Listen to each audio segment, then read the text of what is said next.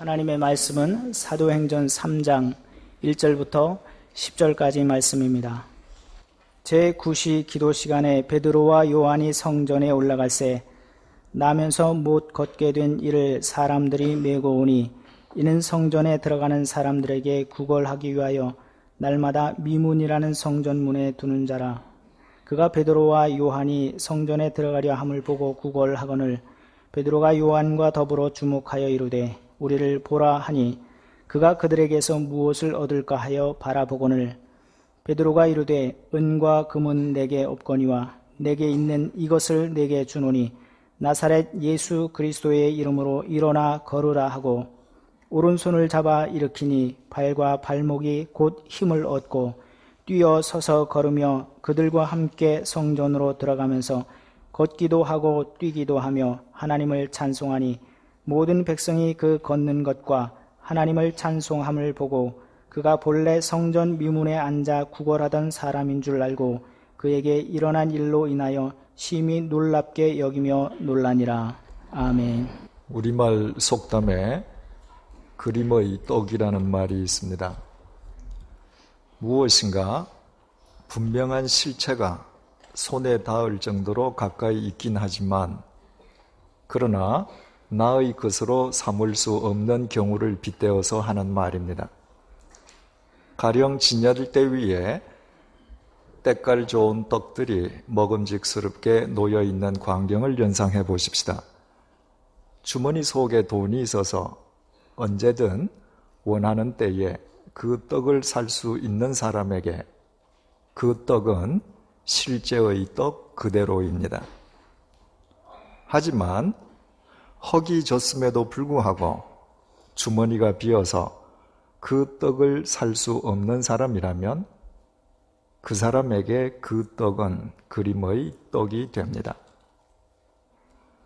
그때 그림의 떡이라 함은 떡을 그린 그림처럼 감상의 대상을 의미하지 않습니다. 그것은 떡의 실체가 분명히 내 눈앞에 있음에도 불구하고 그것을 그림의 떡으로만 간주할 수밖에 없는 자신의 비참함을 재확인하는 고통과 괴로움이 될 뿐입니다. 그 경우에 허기가 졌으면 허기가 진 만큼 그 고통과 괴로움은 더 가중되는 법입니다. 이런 관점에서 실제 있는 떡을 그림의 떡으로 간주해야 하는 사람은 불쌍한 사람일 수밖에 없습니다. 중요한 사실은 이렇듯 불쌍한 사람들이 성경에는 무수히 등장한다는 사실입니다. 예수님께서 마태복음 24장 37절에서 39절 말씀을 통하여 우주적 종말의 날이 될 당신의 재림과 관련해서 그 날은 하나님 아버지 이외에는 그 누구도 알 수 없음을 밝히시면서 하나님께서 물로 세상을 심판하셨던 노아 시대를 예로 들어서 설명하셨습니다. 노아의 때와 같이 인자의 임함도 그러하리라. 홍수전에 노아가 방주에 들어가던 날까지 사람들이 먹고 마시고 장가들고 시집가고 있으면서 홍수가 나서 그들을 다 멸하기까지 깨닫지 못하였으니 인자의 임함도 이와 같으리라. 노아가 하나님의 명령을 쫓아서 지었던 방주의 크기는 길이가 137.4m, 폭이 22.9m, 높이가 13.7m에 이르는 거대한 규모였습니다.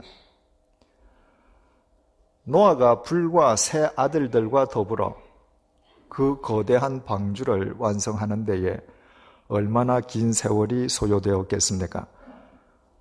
그러나 그 긴 세월 동안 세상 사람들은 오직 자신들의 욕구를 쫓아서 먹고 마시는 일에만 열중했습니다. 그들의 눈에 멀쩡한 대낮에 홍수를 피한다며 거대한 방주를 짓는 노아 가족들은 정신 나간 사람처럼 보였습니다.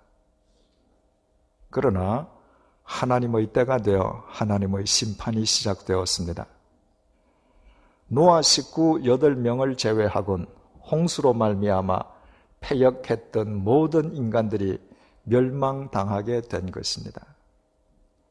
그때 홍수에 휩쓸려 가면서 인간들이 하나님의 말씀을 경홀히 여겼던 자신들의 어리석음을 얼마나 후회했겠습니까?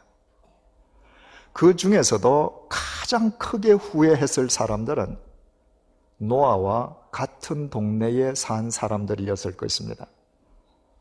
그들은 밤낮으로 아침이나 저녁이나 그 방주를 보면서 살았습니다.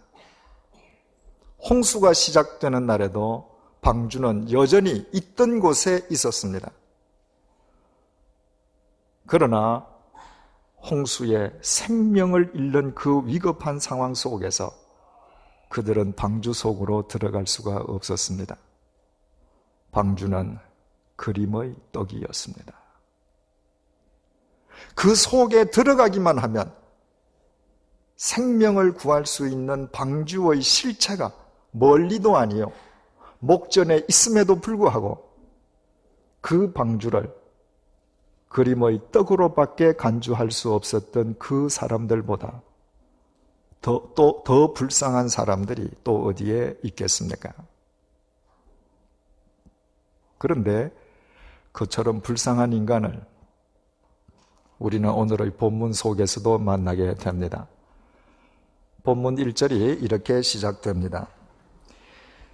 제9시 기도 시간에 베드로와 요한이 성전에 올라갈새, 제9시란 요즘 시간으로 오후 3시를 일컫습니다. 경건한 유대인들은 아침 9시, 낮 12시, 오후 3시 이렇게 하루에 3번씩 예루살렘 성전을 찾아서 기도했습니다. 유대인들은 하루의 시작 기준을 해가 뜨는 시간이 아니라 해가 지는 시간에 두고 있었으므로 오후 3시라면 해가 지기 직전에 하루의 일과를 마무리하는 마지막 기도 시간이었습니다. 베드로와 요한이 유대인들의 하루 마지막 기도 시간에 맞추어 예루살렘 성전을 찾았다고 하는 것은 이 이후에 계속되는 사도행전의 내용을 보건대 그곳에 모여있는 유대인들에게 예수 그리스도의 복음을 전하기 위함이었음을 알게 됩니다. 2절을 주목하시겠습니다. 나면서 못 걷게 된 이를 사람들이 메고 오니 이는 성전에 들어가는 사람들에게 국을 하기 위하여 날마다 미문이라는 성전 문에 두는지라. 그날 베드로와 요한은 예루살렘 성전에 나 있는 여러 문들 중에서 니카노르 문을 이용했습니다. 사람들은 그 문을 아름다울 미자를 써서 미문이라고 불렀습니다. 예루살렘 성전에 있는 문들 중에서 그 문이 가장 아름다웠기 때문입니다. 살아생전에 자신의 눈으로 이 미문을 직접 목격했던 역사가 요세푸스에 의하면 높이 23m에 이르는 미문은 아름다울 뿐만 아니라 금과 은을 입힌 황동으로 만들어진 이중문이어서 장엄하고 웅장하기가 그지없다고 했습니다. 그 웅장하고 아름다운 미문 앞에 날 때부터 안전뱅이인 거지가 앉아 있었습니다. 사도행전 4장 22절은 그 안전뱅이 거지의 나이를 40여세쯤 된다고 밝히고 있습니다.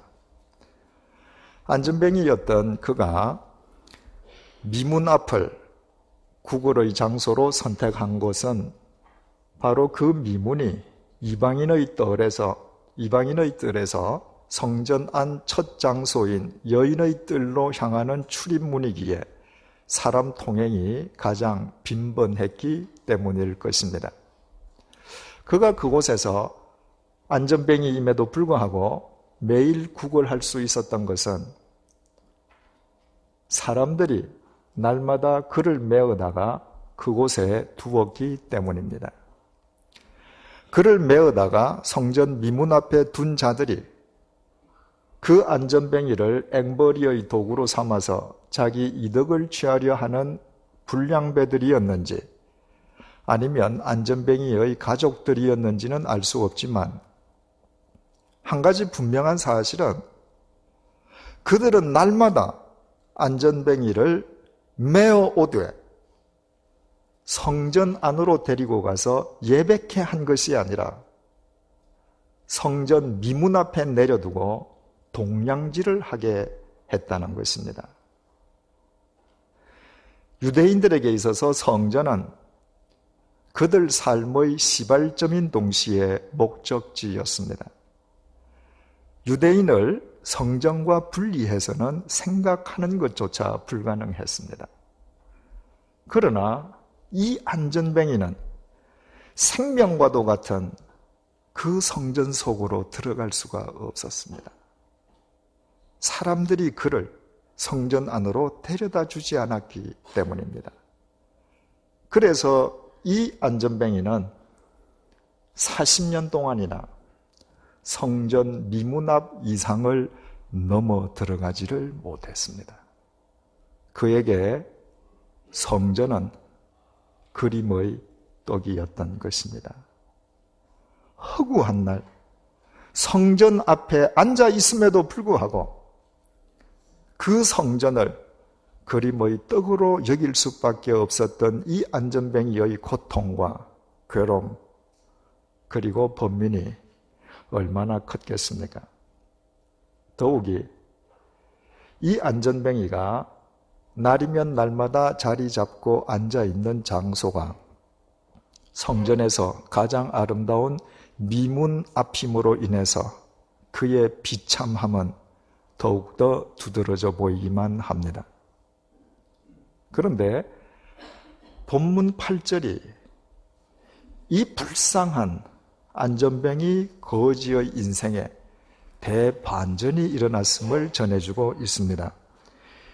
뛰어서서 걸으며 그들과 함께 성전으로 들어가면서 걷기도 하고 뛰기도 하며 하나님을 찬송하니 무려 40여 년 동안 단 한 번도 일어서 본 적이 없는 이 안전뱅이가 일어섰으면 물론이요 하나님을 찬미하면서 성전 안으로 뛰어 들어갔습니다. 매일 성전 미문 앞에서 성전을 그림의 떡으로 볼 수밖에 없던 그에게 미문이 명실공히 미문이요 성전이 명실상부한 성전이 되게 된 것입니다. 이 안전뱅이의 인생에 이 극적인 대반전이 어떻게 가능할 수 있었는지 본문 6절에서 7절이 밝혀주고 있습니다. 베드로가 이르되 은과 금은 내게 없거니와 내게 있는 이것을 네게 주노니 나사렛 예수의 이름으로 일어나 걸어라 하고 오른손을 잡아 일으키니 발과 발목이 곧 힘을 얻고 미문과 성전이 그림의 떡일 수밖에 없었던 이 안전뱅이가 미문을 통과하여 성전 안으로 직접 뛰어 들어갈 수 있었던 것은 베드로가 나사렛 예수의 이름으로 그를 치유해 주었기 때문입니다. 아니, 더 정확하게 표현하면 예수 그리스도께서 베드로를 도구 삼아 친히 그 안전뱅이를 일으켜 세워 주셨기 때문입니다. 따라서 미문 앞에서 구걸하던 안전뱅이가 미문을 통과하여 성전 안으로 뛰어들어갔다는 것은 단순히 미문과 성전이라는 건축물 속으로 들어간 것을 뜻하는 것이 아니라 그에게 임하신 예수 그리스도 안에서 그의 인생 앞길에 새로운 미문이 열림과 동시에 그의 생 자체가 거룩한 성전으로 회복된 것을 의미했습니다. 2000년 전 성전 미문 앞에서 일어났던 이 놀라운 사건 속에서 오늘 우리가 유의하고자 하는 것은 대체 어느 순간에 베드로가 안전뱅이를 일으키는 주님의 도구로 쓰임 받았는가 하는 것입니다.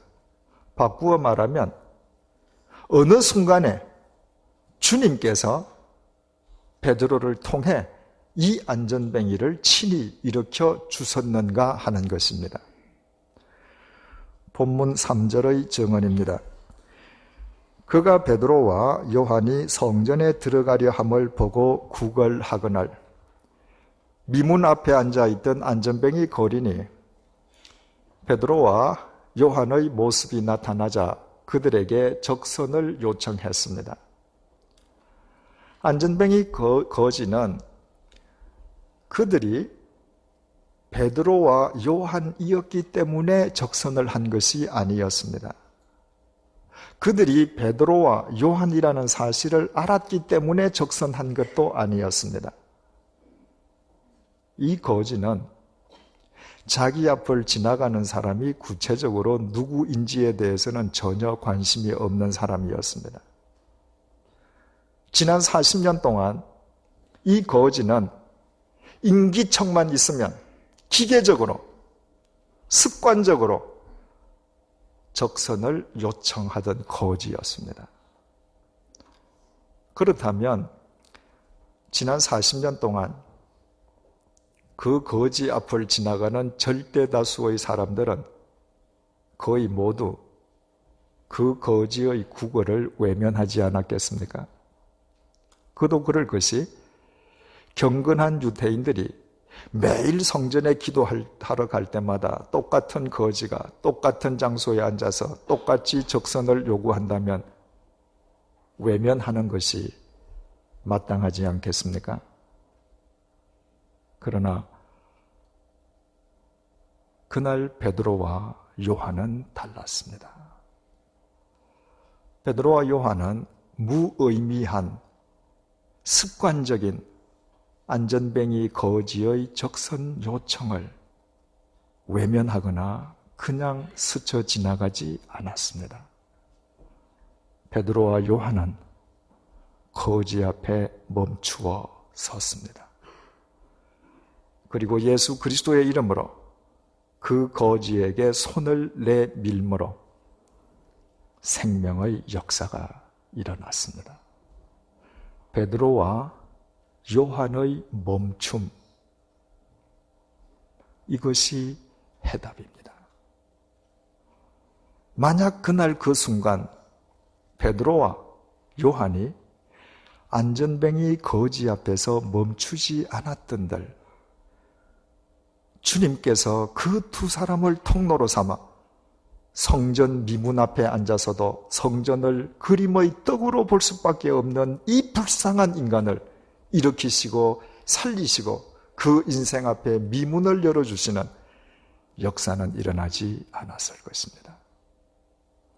생명의 역사는 인간의 멈춤으로부터 시작된다는 것이 오늘 본문이 우리에게 던져주는 교훈입니다.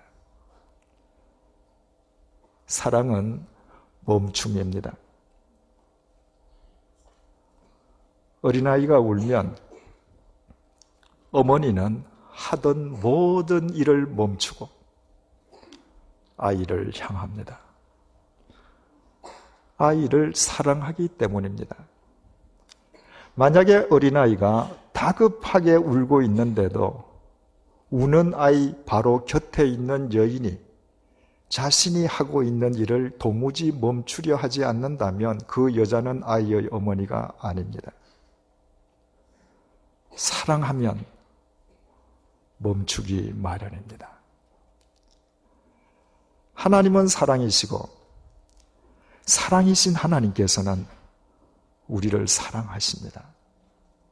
우리를 사랑하시는 하나님의 그 사랑이 도대체 구체적으로 어떤 모양으로 나타났습니까? 마태복음 1장 23절은 2000년 전 이 땅에 오셨던 예수님을 가리켜 임마누엘이라 부르고 있습니다. 임마누엘은 하나님께서 우리와 함께 계신다는 뜻입니다. 2000년 전에 이 땅에 오셨던 예수님께서 우리와 함께 하시기 위해 강림하신 하나님이시라는 것입니다. 하나님께서는 인간을 사랑하시기 위해서 하나님이시기를 멈추시고 인간의 모습으로 이 땅에 오시어 인간을 위한 제물이 되어 주셨습니다.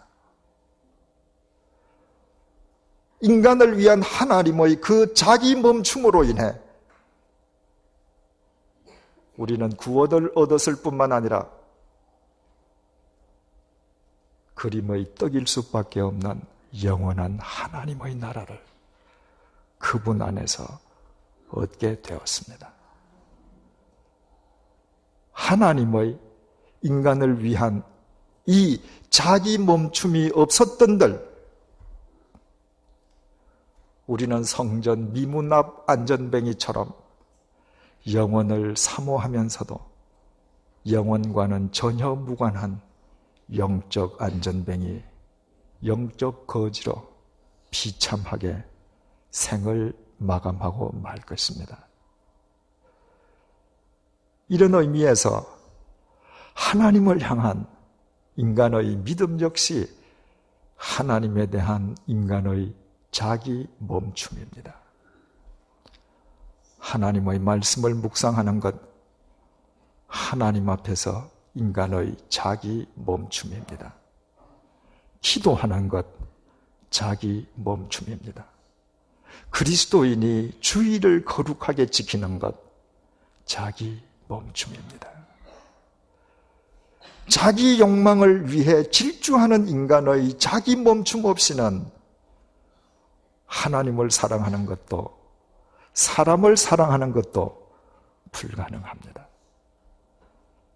자기 멈춤 없이는 그리스도인이 그리스도인으로 살아갈 도리가 없습니다. 인간이 삼위일체 하나님 앞에서 멈추고 하나님의 말씀 앞에서 자신의 생각과 판단과 계산을 멈출 때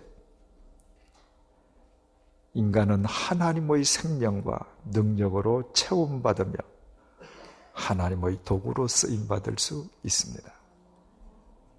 하나님께서 하나님이시기를 멈추시고 우리를 구원해 주신 까닭이 바로 여기에 있습니다. 베드로는 세상적으로는 무식하고 보잘것없는 갈릴리 어부에 지나지 않았고 영적으로는 하나님의 심판으로 죽을 수밖에 없는 죄인이었습니다. 그러나 인간을 사랑하시는 하나님의 자기 멈춤으로 인해 베드로는 구원을 얻고 영원하신 하나님의 나라를 이어받게 되었습니다. 베드로가 비록 세상에서는 무식한 인간이었지만 그러나 한 가지 사실만은 분명하게 알고 있었습니다. 하나님께서 하나님이시기를 멈추시기까지 자기에게 구원을 베푸시고 하나님 나라를 주신 것은 그 하나님 나라를 홀로 즐기라 하심이 아니라 베드로 자신을 누군가 앞에서 멈추어 서게 하시고 베드로를 통해 그 누군가를 구원하시기 위함임을 그는 바르게 알고 있었던 것입니다. 그래서 베드로는 성전 미문 앞 거지의 기계적인 적선 요청을 지나치지 않고 그 앞에서 멈추었습니다.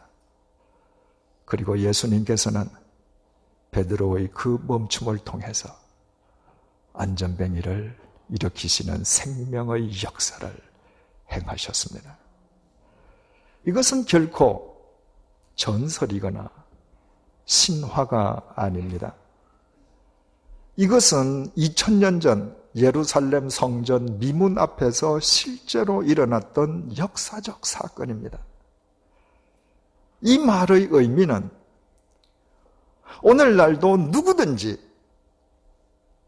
하나님을 위해 자기를 멈추면, 하나님의 말씀 앞에서 자신의 판단과 계산을 멈추기만 하면 본문과 똑같은 생명의 역사가 일어날 수 있다는 말입니다. 2000년 전 성전 미문 앞에서 베드로를 통해 역사하신 그 주님께서는 오늘도 살아계시기 때문입니다. 제 개인과 관련된 이야기를 드리는 것을 양해해 주시기 바랍니다. 지난 주간 동안에 우리 교회 35구역에 속해 있던 제 장인어른의 장례식이 있었습니다.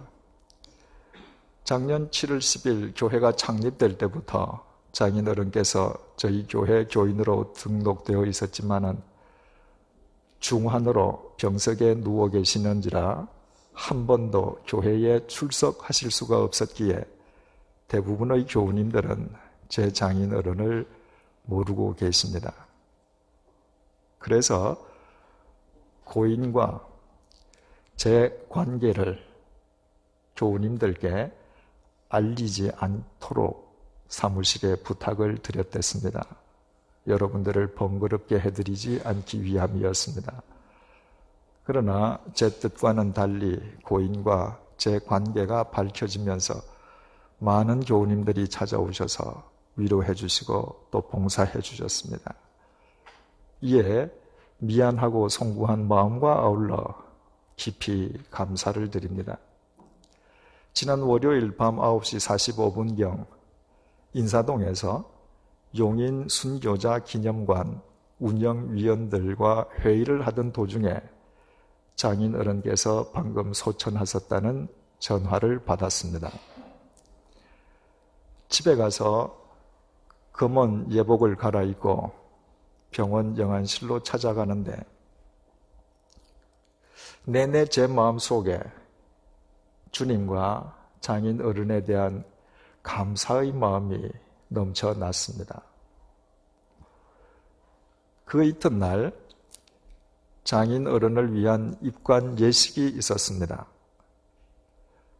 주님을 믿던 장인어른의 영혼을 하나님께서 하나님의 영원하신 품으로 품고 계심을 알고 믿고 있음에도 불구하고 입관 예식이 끝날 때까지 흐르는 눈물을 주체할 수가 없었습니다. 그 역시 주님과 장인어른에 대한 감사의 눈물이었습니다. 장인어른의 자기 멈춤으로 인해 제가 살았기 때문입니다. 1983년 11월이었습니다. 제가 제 처와 결혼하기로 했을 때 가장 실망한 분은 장인어른이었습니다. 당시 저는 소문난 탕아였기에 사랑하는 외동딸에 대해서 남달리 큰 기대를 갖고 있던 장인어른에게는 일대 충격일 수밖에 없었습니다.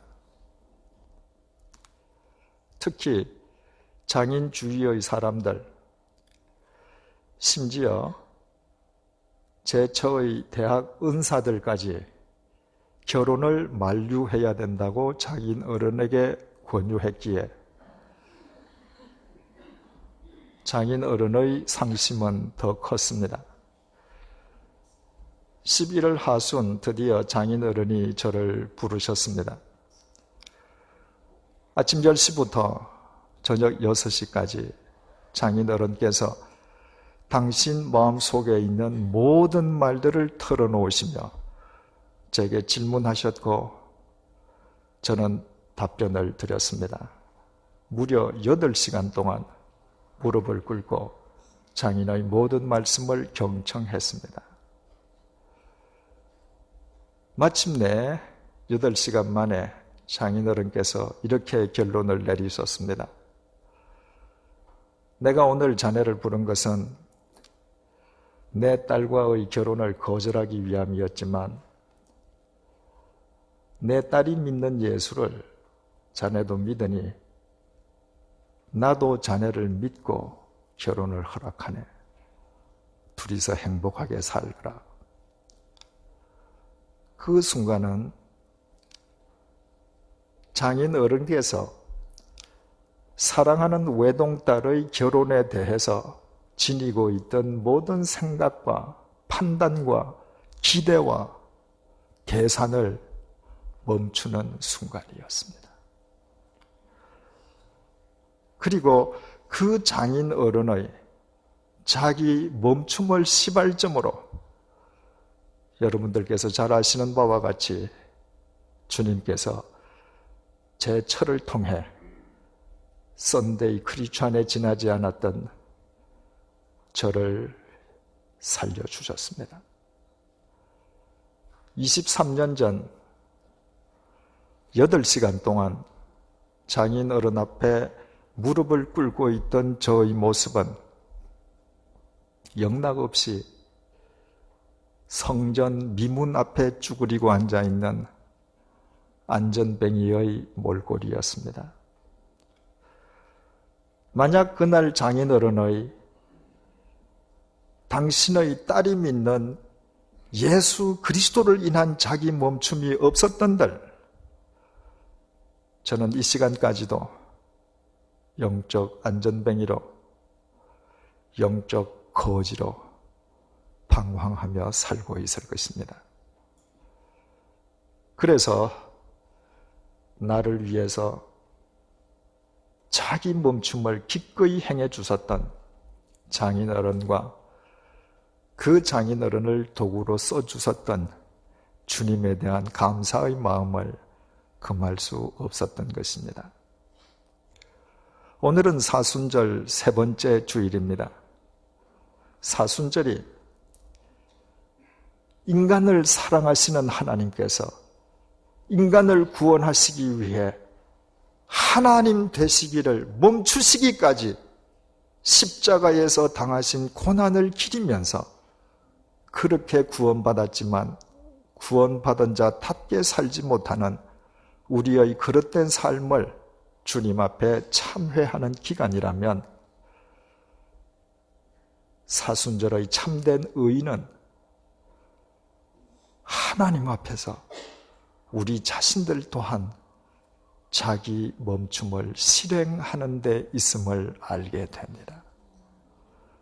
사랑하는 교우 여러분, 뜻깊은 사순절 3번째 주일을 맞이해서 우리 모두 말씀으로 기도로 하나님 앞에서 자기 멈춤을 실행하십시다.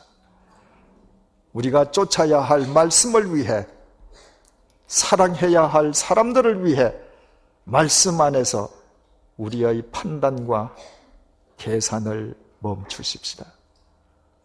그리고 하나님의 생명과 하나님의 능력과 하나님의 진리로 채움을 받으십시다. 그때 우리는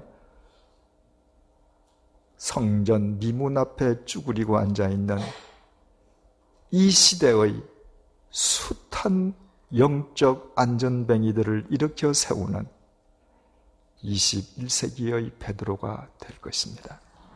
본문 속의 그때 그곳에 계시던 주님께서 오늘 이 시간 여기 우리 속에 계시기 때문입니다. 기도하시겠습니다. 거룩하신 하나님께서 하나님이시기를 멈추시고 우리를 위해 친히 십자가의 제물이 되심으로 우리를 죄와 사망에서 구원해 주셨습니다. 더욱이 하나님의 그 자기 멈춤의 사랑으로 죄인인 우리에게 그림의 떡일 수밖에 없었던 영원한 하나님의 나라를 허락해 주신 하나님 아버지, 오늘 본문 말씀을 통하여 믿음도 사랑도 자기 멈춤임을 다시 일깨워 주셔서 감사합니다. 오늘 뜻깊은 사순절 첫째, 셋째 주일을 맞이하여 구원받은 그리스도인이면서도 오직 욕망의 길만을 쫓아 질주했던 우리의 잘못을 회개하오니 용서하여 주옵소서. 이제 우리 모두 하나님 앞에서 말씀으로 기도로 멈추어 서게 도와주옵소서. 하나님의 말씀 앞에서 사랑해야 할 사람 앞에서 우리의 생각과 계산을 멈춤으로 하나님의 생명과 사랑으로 체험받게 도와주옵소서. 그리하여 우리가 만나는 무사람들을 나사렛 예수의 이름으로 진리의 미문과 성전으로 인도해드리는 이 시대의 베드로가 되게 도와주옵소서. 예수님의 이름으로 기도드립니다. 아멘. 우리 주 예수 그리스도의 은혜와 하나님의 사랑과 성령님의 교통하심이 믿음도 사랑도 자기 멈춤임을 알아 그리스도 안에서 멈추어야 할 때 멈추면서 살아갈 것을 결단하는 주님의 사람들과 100주년 기념교회 위에 이제로부터 영원토록 함께 해주시기를 간절히 축원하옵나이다. 아멘.